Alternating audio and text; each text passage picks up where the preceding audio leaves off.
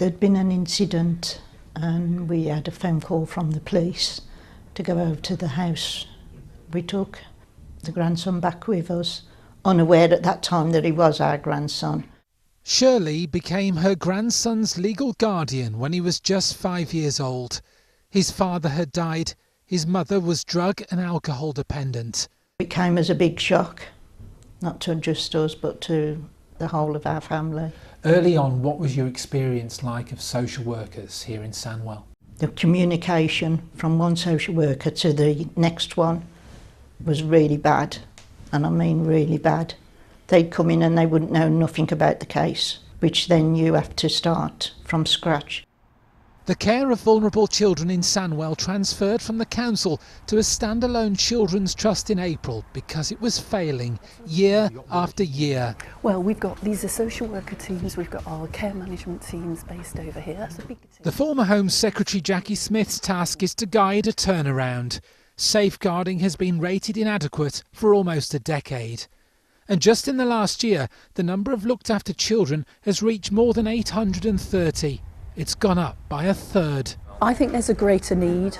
I think austerity means that families are under pressure. I think when families are under pressure, actually getting in early to try and help them to cope is important.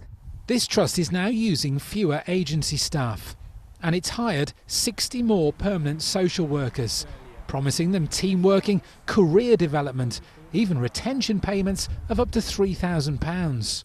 Do you think social workers are paid enough? Should they be paid more?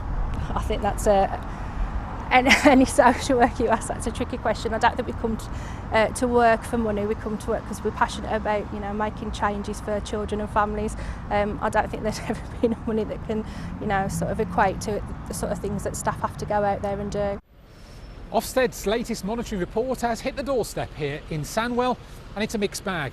It says the foundations are in place to improve, but there are still missed opportunities, delays in decision making, and also there's still a fragmented workforce here. Ofsted has noted missed opportunities in chronic neglect cases where children apparently don't enter the care system fast enough. How concerned are you about that? If a social worker has to hand it over to another social worker, it just takes a bit of time to get up to speed. That's why we want people here, permanent, following those cases through, building those relationships with the children and the families. Caseloads for social workers are still considered high here.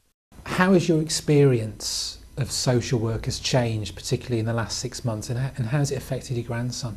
He's doing absolutely wonderful. We've had a lot of involvement with family services. I know I've got somebody on the end of a phone. The things are on offer now for us that I wish they'd have been on offer when we first took the children on. Children's services around the country are watching Sandwell. Will this new model really bring about effective change? Ben Godfrey, BBC Midlands Today, Oldbury.